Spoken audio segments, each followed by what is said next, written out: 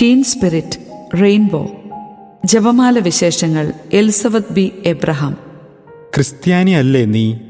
എന്നിട്ട് ജപമാല അണിയാത്തത് എന്താണ്? ചോദ്യം കേട്ട് അറിയാതെ കഴുത്തിൽ ഒന്ന് പരതി നോക്കി. ശോ, ജപമാല ഇല്ലല്ലോ.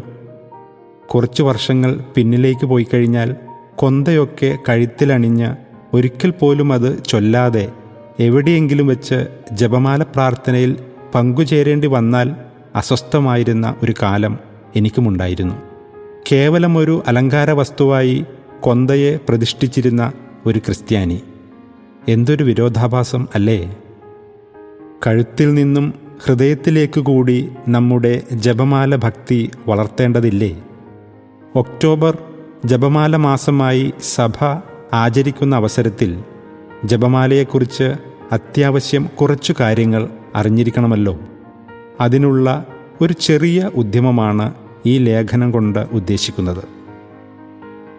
കത്തോലിക്ക സഭയിൽ ഈ ഭക്തമുറ എങ്ങനെയാണ് വന്നത്? ആദിമ ക്രിസ്തീയ സന്യാസ സമൂഹങ്ങളിൽ പ്രാർത്ഥനകൾ ജപച്ചരടുകളുടെ സഹായത്തോടെ ചൊല്ലിയിരുന്നതായി ചരിത്രം രേഖപ്പെടുത്തുന്നു. ജപമാല ക്രമപ്പെടുത്തിയിരിക്കുന്നത് മുഖ്യമായും കർത്തൃപ്രാർത്ഥനയും മാലാഖയുടെയും എലിസബത്തിൻ്റെയും അഭിവാദനവും അടിസ്ഥാനമാക്കിയാണല്ലോ. തന്മൂലം അത് വിശ്വാസികളുടെ പ്രഥമ പ്രാർത്ഥനയും പ്രഥമ ഭക്തിയും ആയിരുന്നു. എന്നിരുന്നാലും നാം ഇന്നുപയോഗിക്കുന്ന രീതിയിൽ ജപമാല തിരുസഭയ്ക്ക് ലഭിച്ചത് 1214 വിശുദ്ധ ഡൊമിനിക്കിലൂടെയാണ്. അൽബിജെൻസിയൻസിനെയും മറ്റ് പാഷണ്ഡികളെയും മാനസാന്തരപ്പെടുത്തുന്നതിനുള്ള ശക്തമായ ഒരു ഉപാധിയായി പരിശുദ്ധ കന്യാമറിയത്തിൽ നിന്നാണ് അദ്ദേഹത്തിന് ജപമാല ലഭിച്ചത്. പരിശുദ്ധ അമ്മയുടെ നിർദ്ദേശമനുസരിച്ച് വിശുദ്ധ ഡൊമിനിക് അനേകരെ ജപമാല പ്രാർത്ഥനയിലൂടെ പാഷണ്ഡതയിൽ നിന്നും രക്ഷിക്കുകയും ചെയ്തു. കാലക്രമേണ ജപമാല ഭക്തിയെ ലോകത്തിൻ്റെ നാനാഭാഗങ്ങളിലും എത്തിച്ചതും ഡൊമിനിക്കൻ സന്യാസ സമൂഹമാണ്. വാഴ്ത്തപ്പെട്ട അലൻ ഡി ലാറോഷ് എഴുതിയ പരിശുദ്ധ ജപമാലയുടെ പ്രാധാന്യവും മനോഹാരിതയും എന്ന പുസ്തകത്തിൽ വിശുദ്ധ ഡൊമിനിക്കിന് ജപമാല ലഭിച്ച സംഭവത്തെ മനോഹരമായി വിവരിച്ചിട്ടുണ്ട്. പൈശാചിക തന്ത്രങ്ങളിൽ നിന്നും സംരക്ഷണം തേടി ജപമാല ചൊല്ലുന്നത് വളരെ ഫലപ്രദമാണ്. ഇത് നാരകീയ ശക്തികളുടെ മേൽ പരിശുദ്ധ അമ്മയ്ക്കുള്ള അധികാരം തെളിയിക്കുന്നു. വത്തിക്കാനിലെ മുഖ്യ ഭൂതോച്ചാടകനായിരുന്ന ഫാദർ ഗബ്രിയേൽ അമോർത്ത് ഉച്ചാടന കർമ്മത്തിനിടയ്ക്ക് പിശാചുമായുണ്ടായ സംവാദത്തിൽ പിശാച് ഇപ്രകാരം പറഞ്ഞതായി സാക്ഷ്യപ്പെടുത്തിയിട്ടുണ്ട്: മറിയത്തിൻ്റെ നാമം ഉച്ചരിച്ച് കേൾക്കുമ്പോൾ ഞാൻ വളരെ ഭയപ്പെടുന്നു. കാരണം സൃഷ്ടാവിൻ്റെ പ്രഹരത്തേക്കാളധികമായി ഒരു സൃഷ്ടിയായ മറിയത്തിൻ്റെ പ്രഹരം എന്നെ ലജ്ജിതനാക്കുന്നു. മരിയ ഭക്തിയിൽ ചില തെറ്റിദ്ധാരണകൾ അടുത്ത കാലത്ത് പ്രചരിക്കുന്ന സാഹചര്യത്തിൽ ജപമാലയെക്കുറിച്ച് മനസ്സിലാക്കുമ്പോൾ പരിശുദ്ധ മറിയത്തെക്കുറിച്ചുള്ള കത്തോലിക്ക സഭയുടെ അടിസ്ഥാനപരമായ പ്രബോധനങ്ങൾ കൂടി അറിഞ്ഞിരിക്കേണ്ടത് ആവശ്യമാണ്. ദൈവത്വത്തിൻ്റെ പൂർണ്ണത മുഴുവൻ ശാരീരികമായി ആരിൽ വസിക്കുന്നുവോ അവനെ ഗർഭം ധരിക്കാനാണ് പരിശുദ്ധ മറിയം ക്ഷണിക്കപ്പെട്ടത്. പരിശുദ്ധാത്മാവിൻ്റെ ദൗത്യം എപ്പോഴും പുത്രൻ്റെ ദൗത്യത്തോട് ബന്ധപ്പെട്ടിരിക്കുന്നതും അതിനായി നിയോഗിക്കപ്പെട്ടിരിക്കുന്നതുമാണ്. കന്യാമറിയത്തിൻ്റെ ഉദരത്തെ പവിത്രീകരിക്കുവാനും അവളിൽ നിന്ന് എടുക്കപ്പെട്ട മനുഷ്യപ്രകൃതിയിൽ പിതാവിൻ്റെ നിത്യസുതനെ ഗർഭം ധരിക്കുവാനുമായി അവളെ സജ്ജീകരിച്ചുകൊണ്ട് ദൈവികമായി ഗർഭധാരണം സാധ്യമാക്കുവാനുമാണ് കർത്താവും ജീവദാതാവുമായ പരിശുദ്ധാത്മാവ് അയക്കപ്പെട്ടത്. ദൈവകൃപയാൽ മറിയം തൻ്റെ ജീവിതകാലം മുഴുവൻ വ്യക്തിപരമായ എല്ലാ പാപങ്ങളിൽ നിന്നും വിമുക്തയായിരുന്നു. മനുഷ്യപ്രകൃതി മുഴുവൻ്റെയും നാമത്തിൽ സമ്മതമറിയിച്ചപ്പോൾ നമ്മുടെ രക്ഷയിലും പരിശുദ്ധ അമ്മ ഉത്തരവാദിത്വം ഏറ്റെടുക്കുകയായിരുന്നു. അതായത് രക്ഷയിലേക്കുള്ള യാത്രയിൽ പരിശുദ്ധ അമ്മ നമുക്ക് തുണയുണ്ട്. അതിനാൽ നാം അമ്മയോടൊന്നിച്ച് യേശുവിലേക്ക് യാത്ര ചെയ്യണം. മറിയം നമ്മുടെ ആത്മീയ മാതാവ് ആകുന്നത് എങ്ങനെ? മറിയത്തിൻ്റെ ഏകപുത്രൻ യേശുവാണ് എങ്കിലും മറിയത്തിൻ്റെ ആധ്യാത്മിക മാതൃത്വം യേശു രക്ഷിക്കാൻ വന്ന സർവ്വ മനുഷ്യരെയും ആശ്ലേഷിക്കുന്നതാണ്. മറിയം ലോകത്തിന് പ്രദാനം ചെയ്ത പുത്രൻ അനേകം സഹോദരന്മാരിൽ പ്രഥമജാതനായി ദൈവം നിയോഗിച്ചവൻ തന്നെയാണ്. മാതൃസഹജമായ സ്നേഹത്തോടെ അവരുടെ ജനനത്തിലും രൂപീകരണത്തിലും അവൾ സഹകരിക്കുന്നു.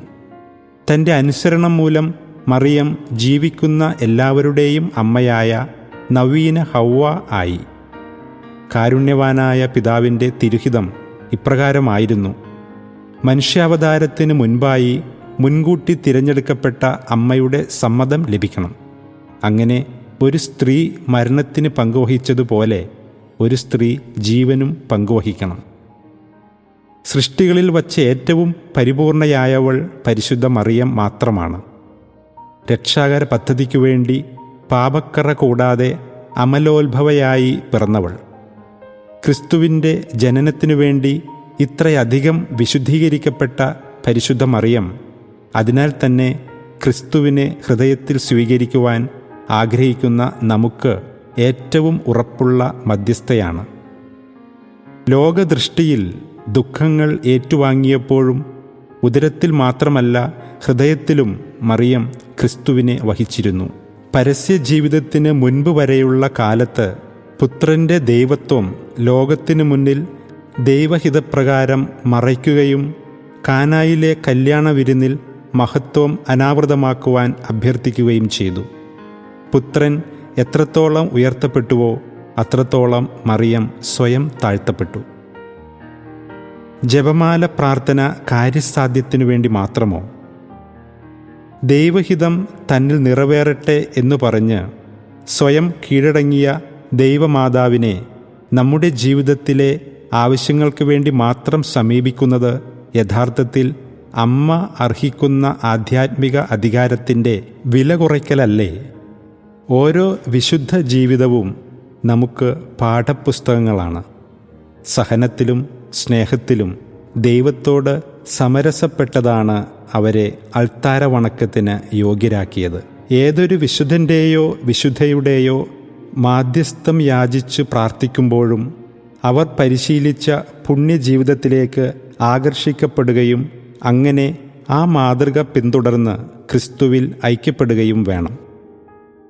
ആകുലതകളിലും ദുഃഖങ്ങളിലും ഒരു ക്രിസ്ത്യാനി മാതൃകയാക്കേണ്ടത് മറിയത്തിൻ്റെ ജീവിതമാണ്.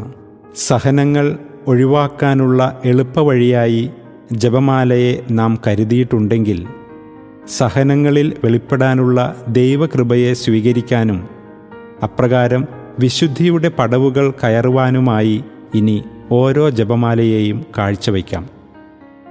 കാലിത്തൊഴുത്തു മുതൽ കാൽവരി വരെ യേശുവിനെ തുണച്ച പരിശുദ്ധ മറിയത്തോട് മാധ്യസ്ഥം യാചിക്കുമ്പോൾ നമ്മുടെ ജീവിതങ്ങളെ ദൈവത്തിന് പ്രീതികരമായ വാസസ്ഥലമാക്കുവാനുള്ള ദൈവമാതാവിൻ്റെ ഈ ക്ഷണം സ്വീകരിക്കാം. സ്വർഗത്തെയും ഭൂമിയെയും ബന്ധിപ്പിക്കുന്ന വലിയ ചങ്ങലയാണ് ജപമാല എന്നാണ് ലിസ്യുവിലെ വിശുദ്ധ കൊച്ചു ത്രേസ്യ പറഞ്ഞിട്ടുള്ളത്. അമ്മയുടെ കൈപിടിച്ച് രക്ഷാകര രഹസ്യങ്ങളിലേക്ക് നാം നടത്തുന്ന ഒരു യാത്ര തന്നെയാണത്. ഒരു സമ്പൂർണ്ണ ജപമാല ചൊല്ലി സമർപ്പിക്കുമ്പോൾ ഇപ്രകാരം ഒരു റൗണ്ട് നമ്മൾ പൂർത്തിയാക്കുന്നു. സഭ ക്രിസ്തുവിൻ്റെ മൗതിക ശരീരമാണെങ്കിൽ പരിശുദ്ധ അമ്മയെ അതിലെ ഹൃദയമായി കരുതാവുന്നതാണ്. ശിരസാകുന്ന ക്രിസ്തുവിനെയും മറ്റ് അവയവങ്ങളാകുന്ന നാം ഏവരെയും ഒന്നിച്ചു നിർത്തുന്ന മാതൃഹൃദയം. ചൊല്ലുന്ന ഓരോ ജപമാലയും നമ്മുടെ ഹൃദയങ്ങളെ ദൈവത്തിങ്കിലേക്ക് ഉയർത്തുന്ന നിശ്വാസങ്ങളാക്കി മാറ്റും. അങ്ങനെ വിശുദ്ധീകരണത്തിനുള്ള മാർഗമായി ഓരോ ജപമാലയും ഉയരട്ടെ. ചൊല്ലിത്തീർക്കുന്ന ജപമാലകളുടെ എണ്ണത്തിലല്ല, ജപമാലയിൽ നമ്മുടെ ഹൃദയങ്ങളെ ചേർത്തു വയ്ക്കുന്നതിൽ ആവട്ടെ നമ്മുടെ ശ്രദ്ധ.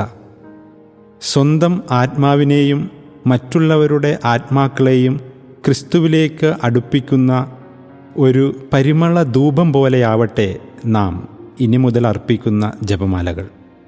കഴുത്തിൽ ജപമാല ധരിക്കുന്നവരിൽ നിന്നും ഹൃദയത്തിൽ ക്രിസ്തുവിനെ വഹിക്കുന്നവരിലേക്ക് അധിക ദൂരമില്ലല്ലോ.